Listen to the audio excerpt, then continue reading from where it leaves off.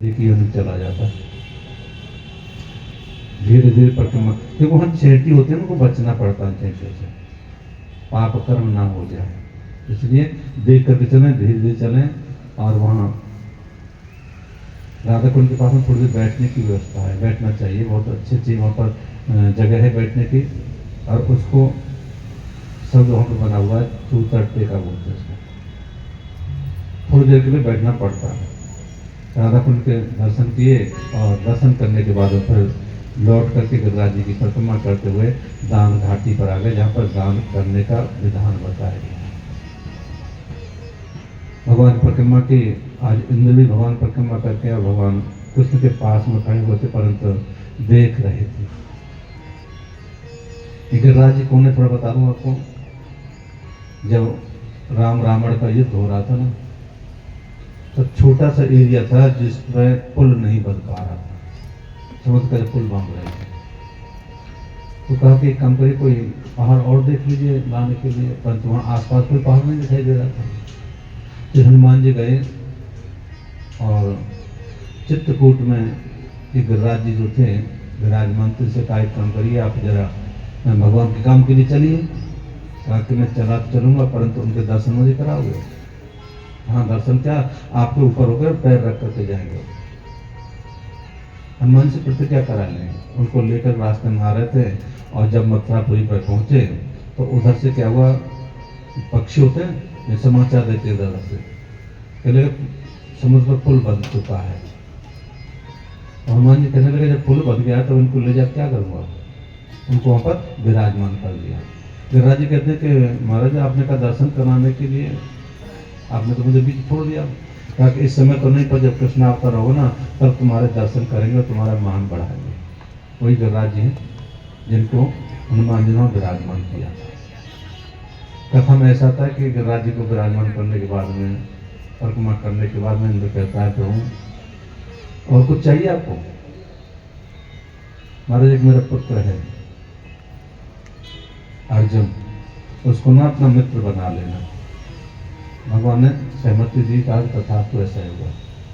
और ऐसा कहकर के इंद्र जो था सबको चला गया। संत लोग कहते हैं उसी दिन से भगवान गिरिराज की परिक्रमा करने का विधान बना। परिक्रमा करने से प्राणी को पुण्य की प्राप्ति होती है और मोक्ष मिल जाता है। एक समय एक गिद्ध था, मंदिर के ऊपर विराजमान था, मंदिर की चोटी बैठा हुआ था। और बहिलिया ने उसे देखा, देखने के बाद में पर तीर चला दिया और जैसे वो तीर लगा ना वो नीचे आके गिर गया। और नीचे गिरा तो उसको एक कुत्ते ने पकड़ लिया और बाकी जो कुत्ते थे ना उस कुत्ते के पीछे पड़ गए कि हमको भी इसमें से कुछ चाहिए। कुत्ता लेकर के उस गिद्ध को मंदिर के चारों घूमने लगा, कैसे कोई ना मुझे बचा ले। और जैसे भाग रहा था ना उसके पीछे पीछे और कुत्ते भाग रहे थे, और कुत्ते ने देखा कि अब ये सब मुझे मार देंगे तो छोड़ दिया। और जब छोड़ा गया था ना तो मंदिर का द्वार आ गया था, और जैसे उसको छोड़ा गया उधर क्या था, उसकी परिक्रमा पूरी हो गई थी। कुछ समझ के प्राण निकल गए। भगवान का विमान आया, उनको लेकर के विष्णु लोक को चला गया। संत लोग कहते हैं भगवान की परिक्रमा करनी चाहिए। परिक्रमा जब करते ना तो मंत्र बोला जाता है, यानि कानि च पापानि जन्मांतर कृतानि च तानि सर्वाणि निःसंतो प्रदक्षिणाम पदे पदे। एक एक पग रखने पर एक एक जन्म के पाप नष्ट हो जाते हैं। तो प्राणी को परिक्रमा करनी चाहिए। हम लोग क्या काम करते हैं, अगर जाते हैं ना तो मंदिर दर्शन तो करने चले जाते, पर परिक्रमा ही नहीं करते। और परिक्रमा करेंगे तो भूल से जाकर अंदर क्या होगा, पीछे जाके खूब प्रार्थना करते हैं, जो कि मैंने कल मना किया था, पीछे परिक्रमा नहीं करनी। आज भगवान परिक्रमा की, ये सब लौट के घर आ गए और घर आकर के पंचायत प्रारंभ हो गई है। तो लगे कन्हैया ना बहुत कोई दैवी शक्ति इसके अंदर है। तो देखो ये एक माँ के थे ना, तभी उन्होंने पूतना का वध कर दिया था, बहुत बड़ी राक्षसी थी वो। और कहने लगे हैं जब ये 4 महीने के थे तब उन्होंने सत्यासुर को मार दिया था। लेकिन ये कन्हैया कोई साधारण बच्चा नहीं है, इन्होंने देखिए ऐसे पकड़ा उसको वृत्तासुर को और घुमा करके उसको मार दिया, समाप्त कर दिया। और देखिए छोटा सा 7 साल का है, 7 वर्ष के कन्हैया जी ने और गिरिराज को उठा लिया, 7 दिन और 7 रात तक अगली के उंगली पर विराजमान किया। ये सभी ब्रजवासी कन्हैया की बड़ाई कर रहे थे, कन्हैया वहीं पर खड़े हुए थे, परंतु वो बड़ाई नहीं चाहते थे। और उन्होंने कहा जिस तरह भगवान राम की जो बड़ाई करता ना, एक रावण को मार करके आए थे, तो भगवान राम ने ये कहा था, कुल गुरु वशिष्ठ हमारे, कुल गुरु वशिष्ठ हमारे, इनकी कृपा धनुज नर मारे, इनकी कृपा धनुज नर मारे। भगवान कन्हैया भी कहते कि ये इसमें मेरा कोई पुरुषार्थ नहीं है। लगे कछु माखन को बल बढ़ो, अब माखन खाता था ना रोजाना 4 आटे, कछु माखन को बल बढ़ो, कछु गोपन करी सहाय, राधा जी की कृपा से गिरवर लियो उठाए। इसमें मेरा कुछ स्वार्थ नहीं है। आज फिर कन्हैया ने बच्चों को सबको इसे समझा दिया कि वास्तव में जो मेरा कोई पुरुषार्थ नहीं है। सुखदेव स्वामी कहते हैं, राजन ये भगवान रोजाना नित्य प्रति इस तरह की कुछ न कुछ लीला किया करते थे। और आज भगवान विशेष कृपा हुई, एक राक्षस था जिसका नाम था रमलासुर। ये रमलासुर जो नाम का राक्षस था, ये भगवान जब गाय चराने गए तो उनकी कन्हैया ने क्या काम किया, दो खेलने के लिए 2 मंडल बना लिए। एक मंडल के नायक तो आप हो गए और दूसरे मंडल के जो नायक थे उसमें बलराम जी को बना दिया और गेंद का खेल प्रारंभ हुआ। और खेलते खेलते कहने लगे जो हारेगा ना, वो जो जीतने वाले हैं उनको कमर पर बैठा करके वहां तक ले जाएगा, वो सामने बाउंड्री बने ना वहां तक। खेल प्रारंभ हुआ और खेल में क्या हुआ, ये कृष्ण का जो जिसमें कृष्ण नायक बने होते वो हार गए और बलराम जी का पक्ष था वो जीत गए। इसलिए अब इनको वहां तक लेके चलना पड़ेगा। और ये राक्षस जो था इसको कंस ने भेजा था कि कृष्ण तो हाथ आता नहीं, कृष्ण तो मरेगा नहीं, क्योंकि उसने इतने बड़े राक्षस को मार दिया और उनको सिखा के भेजा था, एक काम करना अब बलराम जी को ले आना, उठा कर यहाँ ले आना। ये जा करके सखा बन करके उस सखाओं के बीच में मिल गया। और जैसे बलराम जी का पक्ष जीता तो बलराम जी को लिया अपने कंधों पर बैठा दिया, घोड़ा बन करके जाने लगे। बलराम जी देखे थे, कहते कि ये भांडीवर तो आ गया, आप कहाँ ले जा रहे हो? आगे बच्चों बैठा रहे चुपचाप, आगे चल के देखना है। आगे गए और बलराम जी को कंधों पर बैठा, पहले तो कमर पर बैठा हुआ था, उनको कंधों पर बैठा दिया और जैसे उड़ने लग गए बलराम जी ने वजन बढ़ाना प्रारंभ कर दिया। ये इतना वजन है इस बच्चे में, छोटे से में, ये उठ नहीं रहा, चल नहीं रहा है। बलराम जी ने और वजन बढ़ाया और उनका पैर पकड़ के, जैसे बच्चे होते ना खेलते, कई बार थैला को लेकर घूमते रहते, ऐसे ऐसे करके ऐसे ऐसे खेलना प्रारंभ कर दिया। और जो उसे पकड़ा जमीन में डाला तो उसने पूरा अपना रूप धारण किया और उसको भगवान ने अपने धाम को भेज दिया। सुखदेव स्वामी कहते राजन, ये भगवान के पास जो आता था ना, भगवान उसको जरूर इस तरह कृपा करते थे, उसको मोक्ष दे देते थे। परंतु इतना सब होने के बावजूद भी हम लोग भगवान का भजन नहीं करते हैं। इतने राक्षसों को भी भगवान अपने धाम भेज रहे हैं और हम लोग पुरुष होकर के भगवान का भजन नहीं करते। जो उनकी शरण जाता ना, भगवान को जरूर कृपा करते हैं। प्रणत पाल रघुनायक करुणा सिंधु खरार, गए शरण प्रभु राखें तब अपराध विसार। भगवान की शरण को चला जाता, कितना भी बड़ा अपराध हो, भगवान उसको विसार करके अपने शरणों में लगा लेते। राजन, ये भगवान ने इस तरह से उसका उद्धार किया। और ये कौन था? ये राक्षस से कैसे बन गया, कौन था? तो बताते कि एक बार कुबेर जी महाराज ने ना, उन्होंने बगीचा लगाया था और बगीचा में ये तैयार किया था कि इसमें जो फूल निकलेंगे उनको शंकर भगवान की पूजा किया करते। और रोजाना फूल निकलते थे, भगवान पूजा करते। पते बंदर होते ना, इनको फूलों से ज्यादा प्रेम होता है। ये फूलों को ले जाते हैं, कई बार घर में ले जा करके जो देवांगनों को जूड़े में लगा देते हैं, फूलों को सजाते घर को। इन्होंने देखा कि फूल नहीं मिल पा रहे तो अपने सैनिकों से कहा, भाई क्या फूल कहाँ चले जाते हैं। खूब प्रयास किया पर गंधर्वों को पकड़ नहीं पाए। कि कुबेर जी महाराज थे ना, उन्होंने श्राप दे दिया कि इस वन में से जो फूलों को तोड़ेगा वह राक्षस की योनि को चला जाएगा। अब ये हूँ नाम के एक गंधर्व थे, उनके विजय नाम का एक पुत्र था, वो आया, आकर के नदी में वहीं पर स्नान किया। स्नान करने के बाद में और फूल तोड़ करके सोचा कि भगवान भोलेनाथ पूजा कर लेता हूँ। वहाँ से फूल तोड़े और श्राप लगा हुआ था, वो राक्षस की योनि को चला गया। भगवान से प्रार्थना की, कहा जब कृष्णावतार होगा तब तुम्हारा कल्याण होगा, आपको मोक्ष प्राप्त होगा। भगवान की विशेष कृपा से इसको मोक्ष प्राप्त हो गया। राजन, ये भगवान विशेष कृपा करते हैं जब जीव कोई ना कोई अशुभ कर्म करने के बाद शुभ कर्म कर लेता है।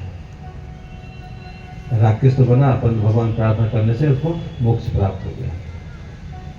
आगे कथा में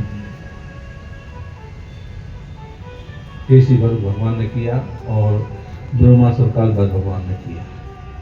कथा में आगे चलते हैं। रास की बात आती है। आज भगवान रात्रि को जगे और जगने के बाद में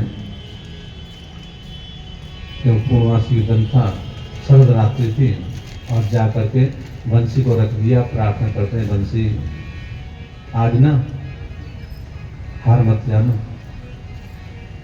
बंसी का उल्टा क्या होता है? शिव। भगवान शिव से प्रार्थना करते हैं, महाराज आप ना गंधर्व विद्या के बहुत बड़े प्रवीण हैं, सब कुछ आपसे सीखा सबने। भगवान भोलेनाथ से कहते हैं कि प्रभु ये आज मुझे रास लीला करनी है। निंदिया मेरी बंसी क्या शाम में बजाई रे, खो गया रे तेन मेरा सारी रात कल न आई रे। उड़ गई उड़ गई उड़ गई उड़ गई उड़ गई रे निंदिया मेरी बंसी शाम में बजाई रे।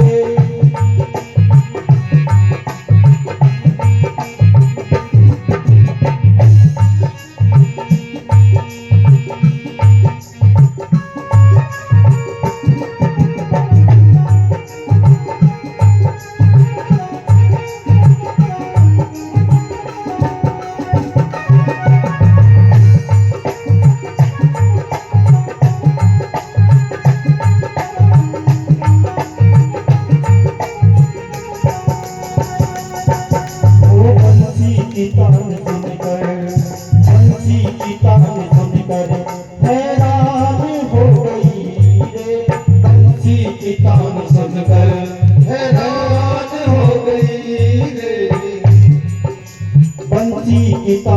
सुनकर हैरान हो गई रे, बंसी की तान सुनकर हैरान हो गई रे। कहाँ पर बजी बता दो परेशान हो गई रे, कहाँ पर बजी बता दो परेशान हो गई रे। वो सुन के तेरी मुरैया, सुन के तेरी मुरैया मुझे याद आई रे, सुन के तेरी मुरैया मुझे याद आई रे। उड़ गई उड़ गई उड़ गई उड़ गई रे निंदिया मेरी बंसी शाम में बजाई रे। उड़ गई रे निंदिया मेरी बंसी शाम में बजाई रे।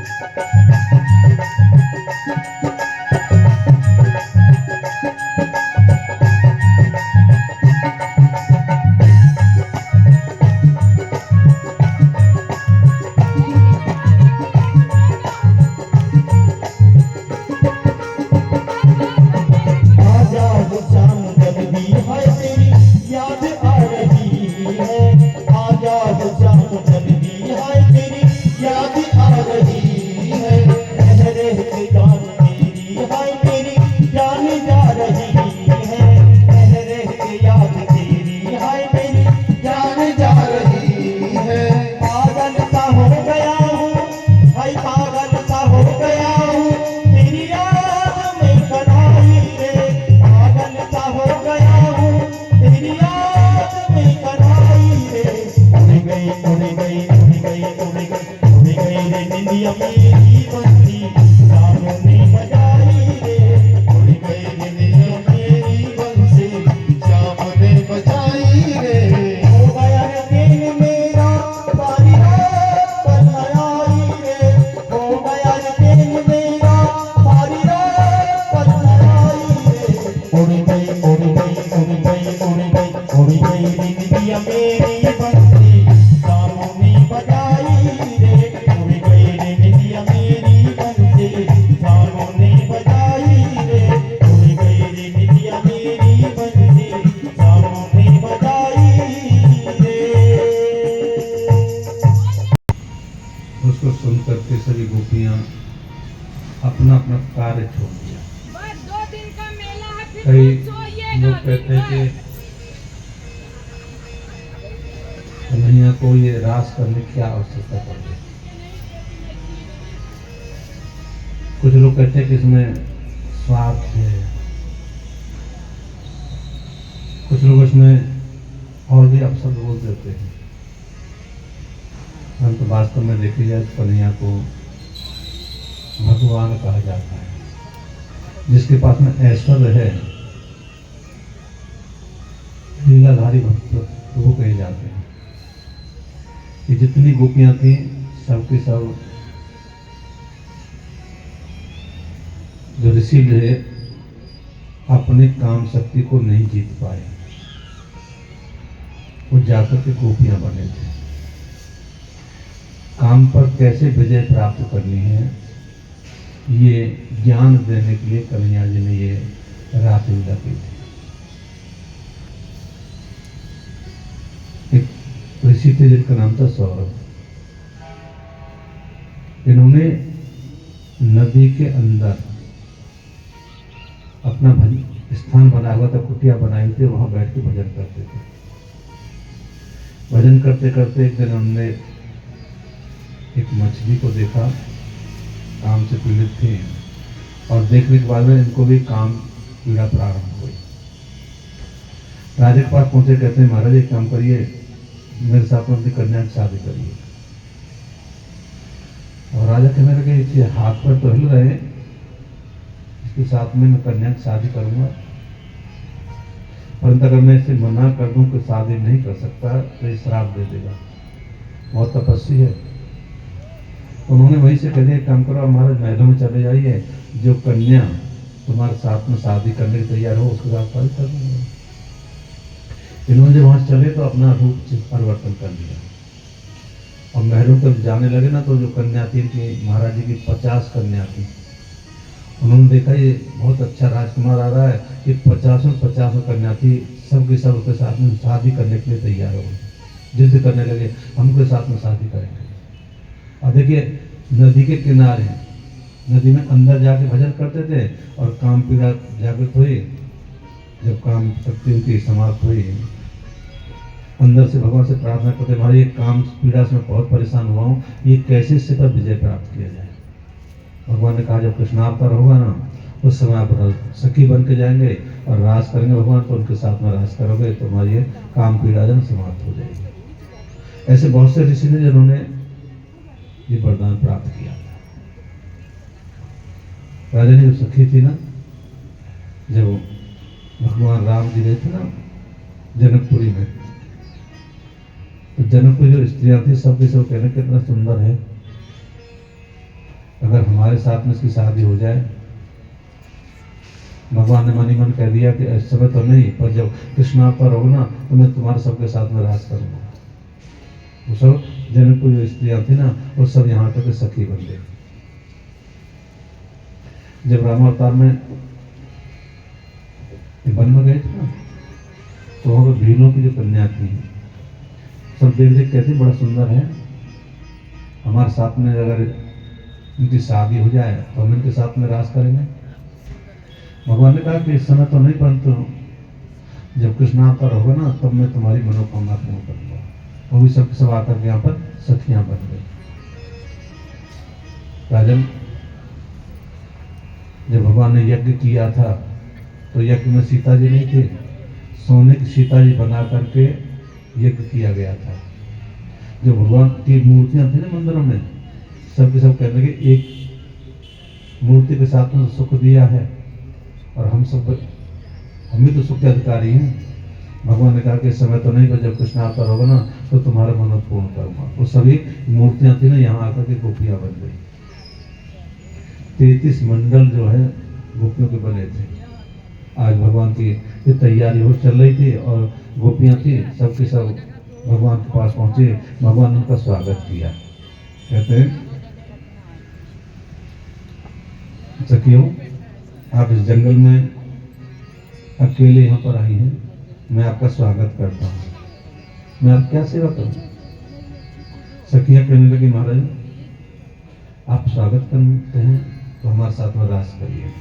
जब ये यहाँ जंगल में आप अकेले, आपको जंगल में अकेले रात में इस तरह नहीं आना चाहिए।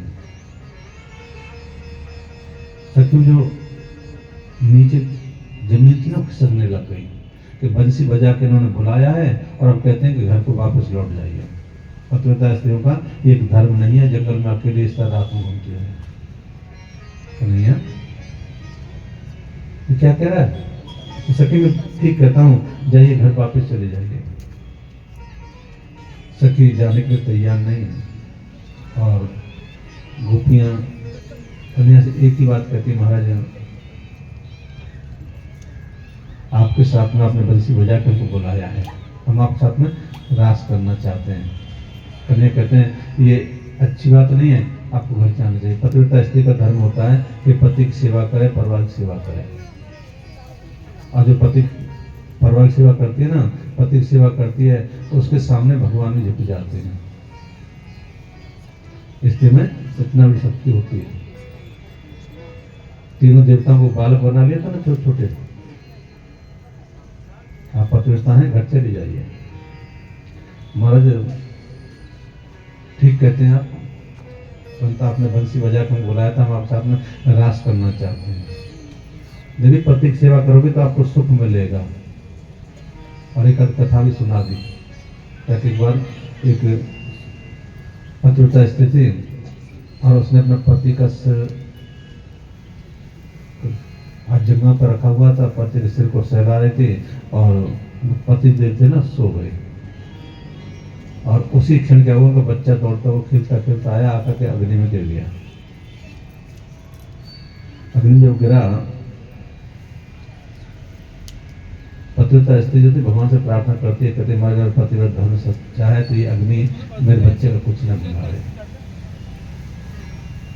सखी वो अग्नि शांत हो गई थी। इतनी बड़ी शक्ति पतिव्रता में होती है। सखी कहने की ऐसी कहानी तो 2-4 अगली बात जानते महाराज, बताइए। कहीं पतिव्रता स्त्री थी, उसने क्या काम किया, जब उसका पति बाहर जाने लगे शिवम से तो कहती महाराज मैं तो बगैर आपके नहीं रह सकती हूँ, बगैर आपको दर्शन किए मैं खाना भी नहीं खाता, पानी भी नहीं पीती हूँ। पतिदेव ने कहा कि जाना तो पड़ेगा, परंतु एक काम करते हैं, एक फोटो चित्र बना कर दे दिया। एक काम करना, इनको जिस तरह आप पति सेवा करते हैं चित्र की सेवा करना, ठीक है महाराज। वो पति की सेवा करते थे। एक दिन क्या हुआ, वो चित्र की सेवा कर रहे थे और उस समय पति उनके थे ना दरवाजे पर आ गए, आवाज लगाते दरवाजे खोलिए। सखी कहती कन्हैया अब जरा बताना क्या करना चाहिए उस स्त्री को। जो सखी इसमें कौन सी बात है, वो तो चित्र की सेवा कर रही है, फोटो की सेवा कर रही है। और साक्षात जब भगवान उनका पति आ गया तो वहां जाकर दरवाजा खोलना चाहिए मैंने। सखी खिल खिल करके हंसने लग गई। कन्हैया हम जीत गए। सखी क्या मिल गया आपको, ऐसी कौन सी बात हो गई। तो यही तो बात हम कहना चाह रहे हैं आपसे। आप जो कह रहे ना वो तो हाड़ मास का इन जो चित्र बनाया था, चित्र था, फोटो था, और वास्तव में जब पति आ गया ना तो उसकी सेवा करनी चाहिए। सखी कहने लगी महाराज यही बात हम करें आपसे। सखी हमारे वो जो आप बताए ना वो तो हमारे पति जो है ना हाड़ मास के पति हैं, और वास्तविक पति तुम हो एक अगोचर सबके प्राणपति, हमें सबसे प्राणपति। किस विध मिलूं दया मैं किस कैसे, विधि मिलूं कृपामय, तुमको मैं कुमति। ओम जय जगदीश हरे। वो तो हाड़ मास के पति है जो आप बता रहे हो, और वास्तविक पति तो आप ही हैं महाराज हमारे। कहना सुन लिया मेरा। शांत हो गए कन्हैया जी। कहने लगे सखी देखो पतिव्रता स्त्री होती है ना उसके सामने सब देवता भी झुक जाते हैं। और क्या सुनाना चाहते हो? हमारी एक पतिव्रता स्त्री थी, वो अपने पति को लेकर के जा रही थी, और रास्ते में क्या हुआ, उनका एक ऋषि थे, उनसे उनका पैर लग गया।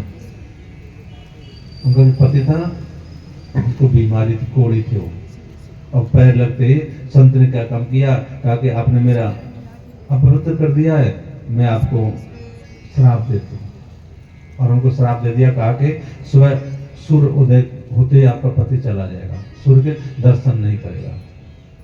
पतिव्रता ने भी संकल्प ले लिया, कहा कि मैं सुबह सूर्य नहीं उदय होने दूंगी। हमारा सूर्य उदय नहीं हो, सबको परेशानी होने लग गई, भागवत भगवान के समीप पहुंचे। तो हमारे जरा बच्चा बताइए तो क्या करना है, कहा कि सूर्य उदय नहीं हो रहा है, बात क्या है, कहा कि पतिव्रता ने कहा कि मैं सूर्य उदय नहीं होने दूंगी। आज भगवान विशेष कृपा हुई, और कल आप कथा में सुन रहे थे ना अनसुईया की कथा को। अनसुईया ने जाकर प्रार्थना की, कहा देवी एक काम करिए, बात दोनों होंगी, सूर्य भी उदय होगा, आपका पति भी जाएगा, और मेरे अंदर शक्ति इतनी है मैं उसको जिंदा कर दूंगी। सूर्य उदय हुआ, पति भी चला गया, और उसके कुछ ही क्षणों में क्या हुआ, पति को जिंदा कर दिया गया। सती देवी पतिव्रता स्त्री होती है ना, इस तरह की शक्ति रखती है। कन्हैया कहते कि अब मैं आपकी क्या सेवा कर सकता हूँ बताइए।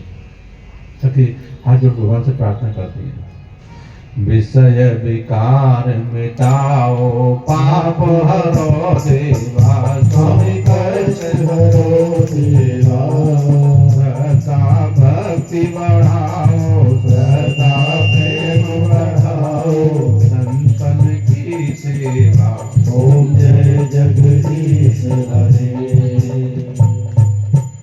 तो ये जो विषय विकार है इसको मिटा दीजिए। कन्हैया आज सखियों के साथ में रास करते हैं। रास प्रारंभ हुआ, और रास में सखियों ने देखा कि कन्हैया हमारे बस में हो गया, हमारे साथ में रास कर रहा है। कन्हैया ये देख पायल खुल गई, जरा से बांध दो। कन्हैया क्या काम किया, पायल को बांध दिया। सखी कहते कन्हैया ये देखो मेरे सिर में ना जो जूड़ा था ना वो खुल गया, जरा जूड़े को बांध दो। कन्हैया जूड़ा बांध दिया। कन्हैया ये मेरे पैर में चप्पल थी ना वो गिर गई, जरा पहना दो। कन्हैया कहने लगा तो रास नहीं हो रहा है, तो मैं नौकरी कर रहा हूँ। कन्हैया क्या काम किया, वहां से अंतर्ध्यान हो गए, और साथ में राधा जी को ले गए साथ में। राधा जी ने देखा कि ये सबको छोड़ करके मुझे साथ में लाए हैं, मैं इनको ज्यादा प्रिय हूँ। कन्हैया चलते चलते थक गई, जरा कमर गद्दे पे बैठा लेना, कंधों पे बैठा लो। कन्हैया कहते हैं सखी जरा ऊंची सी कहीं जगह आएगी तो मैं कंधों पे बैठा लूंगा। तो देखा एक ऊंचा सा जगह था, तो कन्हैया ने राधा जी को ऊपर चढ़ा दिया और कहा कि कन्हैया सखी एक काम कर कंधों बैठ जाइए। राधा जी जैसे ऊपर को बैठने के लिए पैर किया ना, कन्हैया वहां से अंतर्ध्यान हो गई, और राधा जी वहां पर अचेत पड़ी हुई है। सखी ने देखा कि राधा जी नहीं दिखाई दे रही, कन्हैया तो नहीं दिखा, कोई बात नहीं, छड़िया है, पर राधा जी तो दिखनी चाहिए। उनको ढूंढने लगे, और ढूंढते ढूंढते जहाँ राधा जी अचेत पड़ी हुई थी वहां पहुंच गई। और पहुंच करके उनको सचेत किया, और सचेत करने के बाद में क्या हुआ, वहां पर राधा जी को कृष्ण बना दिया, उनको मुकुट बांध दिया। और मुकुट बांधने के बाद में कहने लगे कोई बात नहीं, कन्हैया नहीं तो हम रास कर लेते। और कन्हैया राधा जी को बना करके रास प्रारंभ हो गया।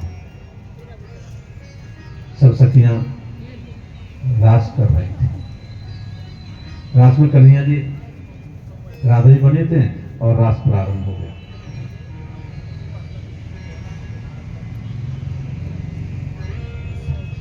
रास रचो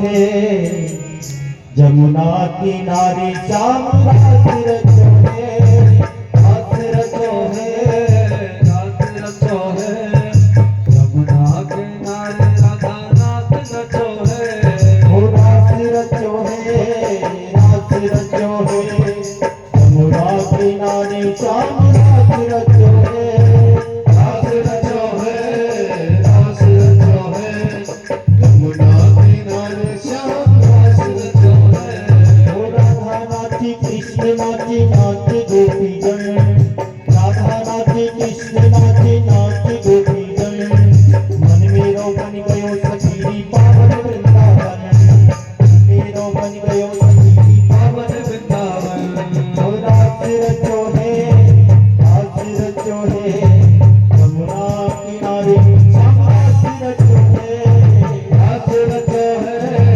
रास रचो है जमुना किनारे श्याम रास रचो है, हो रास रचो है, रास रचो है जमुना किनारे श्याम रास रचो है, रास रचो है, रास रचो है जमुना किनारे श्याम रास रचो है। हम भगवान श्री कृष्ण से जो रास मंडल के लिए बने हुए हैं वो शीघ्र शीघ्र आए, जल्दी से जल्दी आए और आकर के अपना रास मंडल का आनंद लें।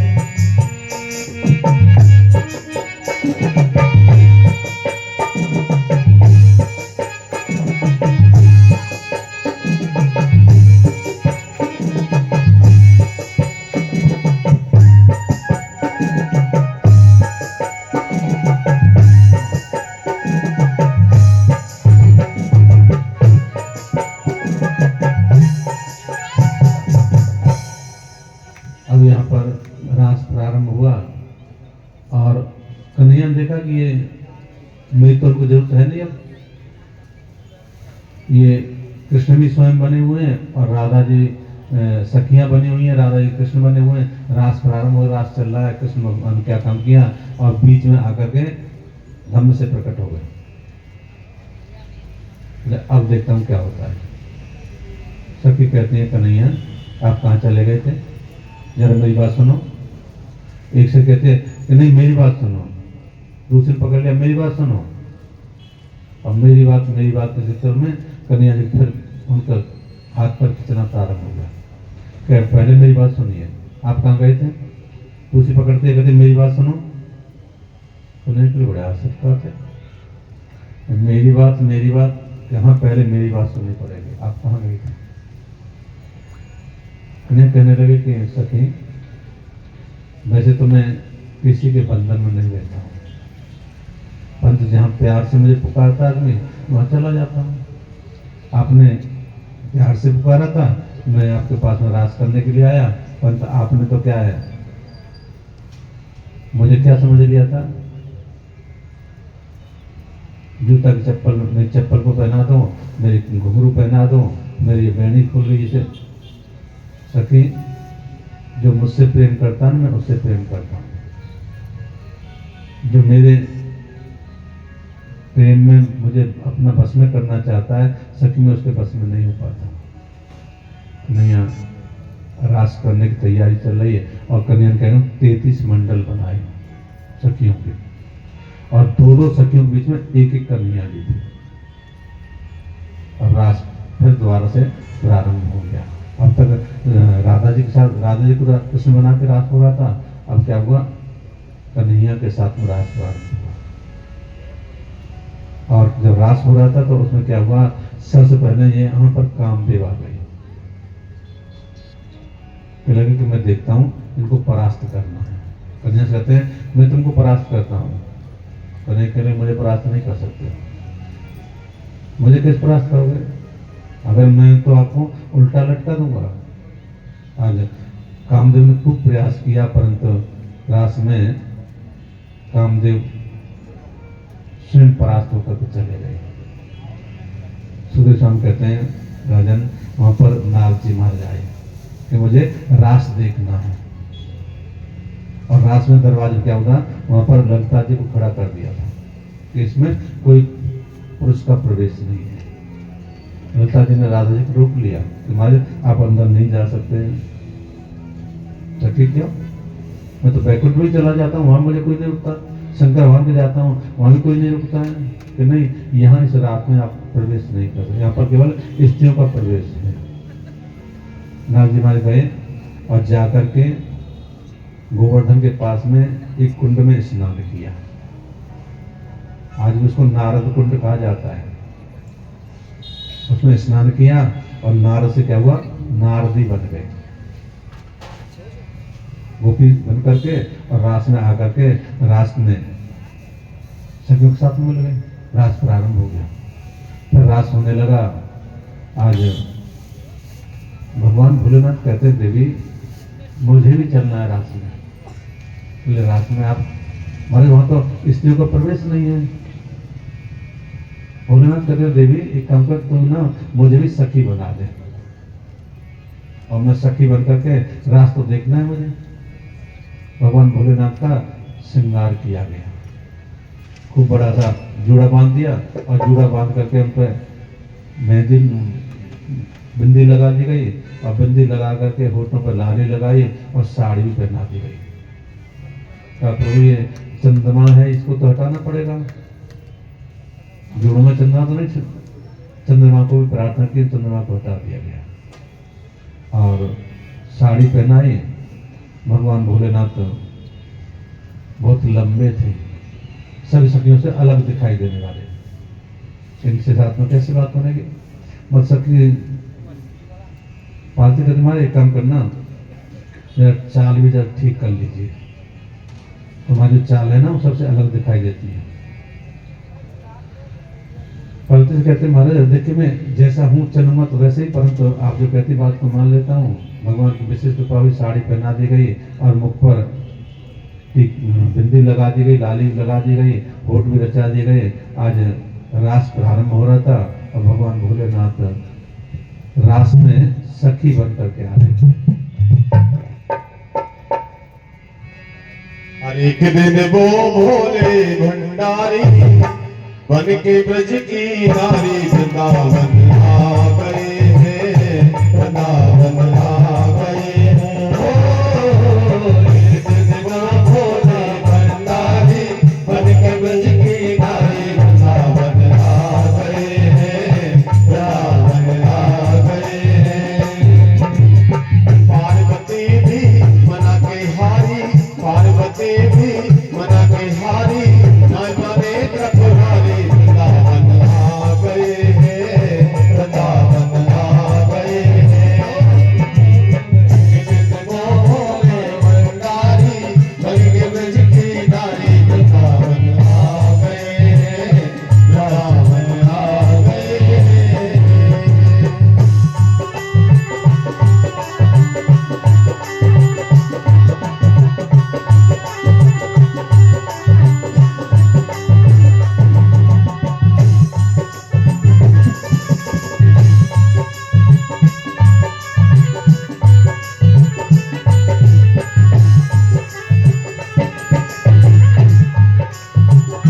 पार्वती से बोला, पार्वती से बोला मैं भी चलूंगा तेरे साथ में, तेरे संग में। पार्वती से बोले मैं भी चलूंगा तेरे संग में, तेरे संग में। राधा संग श्याम नाचे मैं भी नचूंगा तेरे संग में। राधा संग श्याम नाचे मैं भी नचूंगा तेरे संग में, तेरे संग में। अरे रास रचेगा ब्रज में भारी, रास रचेगा ब्रज में भारी, हमें दिखाओ प्यारी वृंदावन आओ,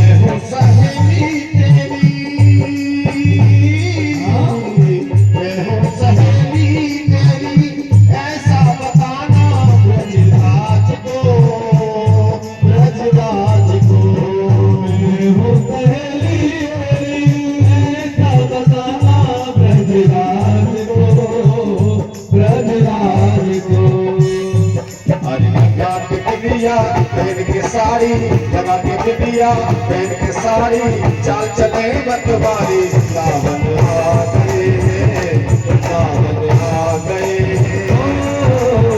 कृष्णा भोला भंडारी बन के ब्रज की नारी रावण आ गए हैं रावण आ गए हैं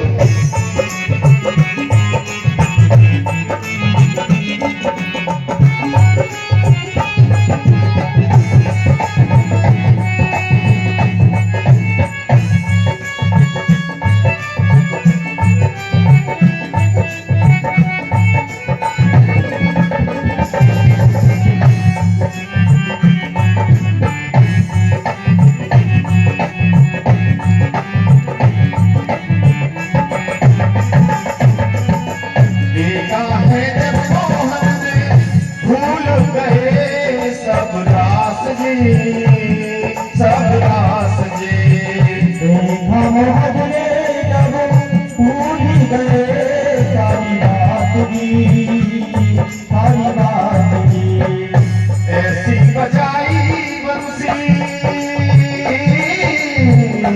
ऐसी बजाई बंसी सो जो भूले भोलेनाथ जी भोलेनाथ जी ऐसी बजाई बंसी सो जो भूले भोलेनाथ जी भोलेनाथ जी हर से सरक गई जब साड़ी से सरक गई जब साड़ी गाए गिरधारी रावण आ गए रावण आ गए कृष्णा भोले भंडारी बन के ब्रज की नारी रावण आ गए रावण आ गए रावण आ गए रावण आ गए रावण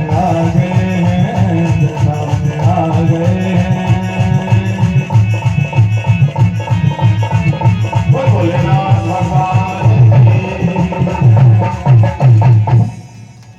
मेरो मन बन गयो सखी सावन वृंदावन मन मेरो बन गयो सखी मन मेरो बन गयो सखी सावन वृंदावन मन मेरो बन गयो सखी वृंदावन ब्रह्मा नाचे शंकर नाचे नाचे देवगढ़ ब्रह्मा नाचे शंकर नाचे नाचे देवगढ़ ब्रह्मा नाचे शंकर नाचे नाचे देवगढ़ ब्रह्मा नाचे शंकर नाचे नाचे देवगढ़ मेरो बन गयो सखी सावन वृंदावन बन गयो मेरो बन गयो सखी सावन वृंदावन अरे मन मेरो बन गयो सखी सावन वृंदावन मन मेरा बन गयो सखी प्यारा वृंदावन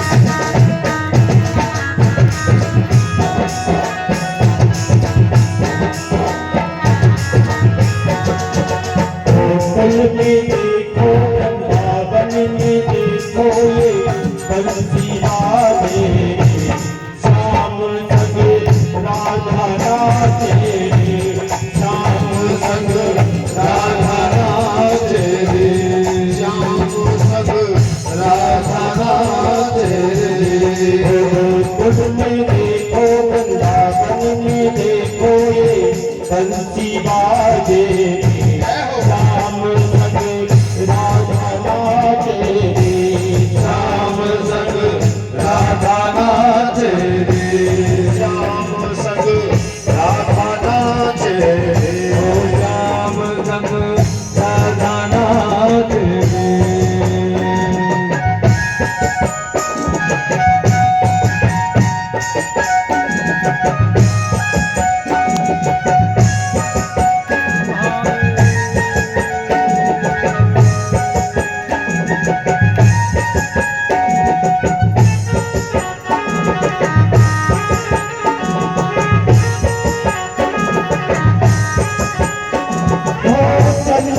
किरण सा श्याम सलोना दो आँखें गजरारी चंद किरण सा श्याम सलोना दो आँखें गजरारी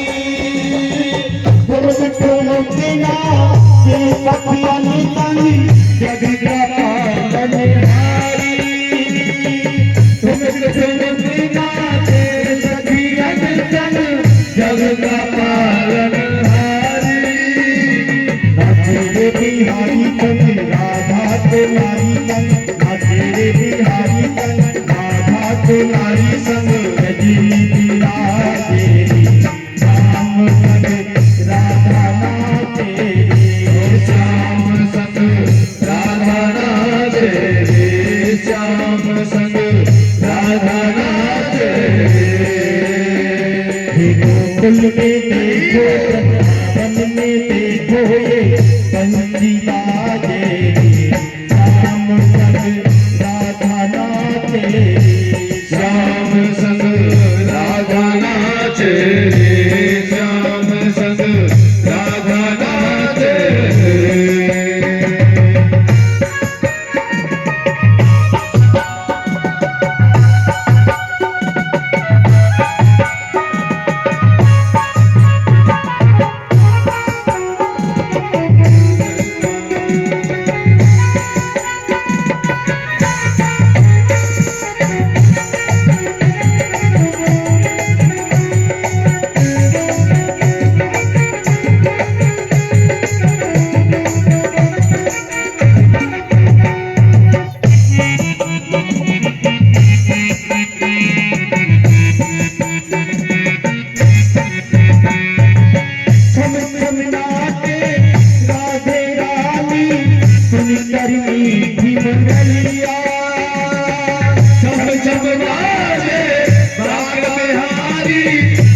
के मीठी मछलिया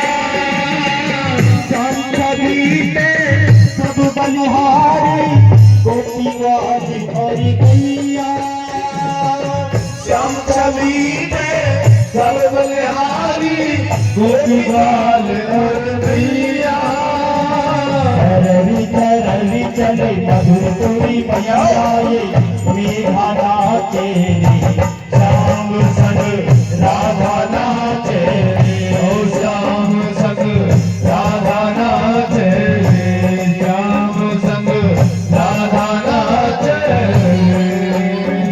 ओ गोकुल में देखो वृंदावन में देखो ये बंसी बाजे श्याम संग राधा नाचे श्याम संग राधा नाचे श्याम संग राधा नाचे रात रचो है यमुना किनारे चांद रात रचो है रात रचो है यमुना किनारे चांद रात रचो है रात रचो है यमुना किनारे चांद रात रचो है रात रचो है रात रचो है यमुना किनारे रात रचो है गंगा नाचे यमुना नाचे नाचे सरयू संग गंगा नाचे यमुना नाचे नाचे सरयू संग गंगा नाचे यमुना नाचे नाचे सरयू संग ओ गंगा नाचे यमुना नाचे नाचे सरयू संग बन गयो सखी पावन मन में बन गयो सखी पावन रात रचो है यमुना किनारे रात रचो है रात रचो है रात रचो है यमुना किनारे श्याम रात रचो है क्या अजब रचायो रात ओ रात वृंदावन